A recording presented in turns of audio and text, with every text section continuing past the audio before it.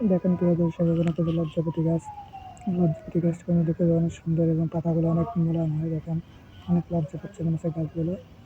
গাছগুলো আমি পাতা দিয়ে হাত দিয়ে পাতাগুলো আমি বুঝাই দেবো।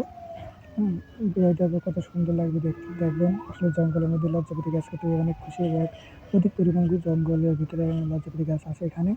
আমরা যেখানে ছিলাম অনেক সুন্দর লাগে, যেটা আপনাদেরকে দেখানোর জন্য চেষ্টা করলাম। খুবই সুন্দর লাগছে লজ্জাপতি গাছগুলো দেখতে। দেখতে থাকুন লজ্জাপতি গাছগুলো, যারা দেখেননি দেখে নেন ভাই।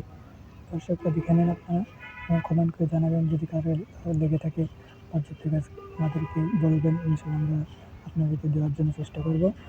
যাই হোক, অধিক পরিমাণ লজ্জাপতি গাছ আছে পাহাড়ের উপরে গেলে আপনারা পাবেন। এখানে চট্টগ্রাম পাহাড়ের ভিতরে অনেক লজ্জাপতি গাছ থাকে।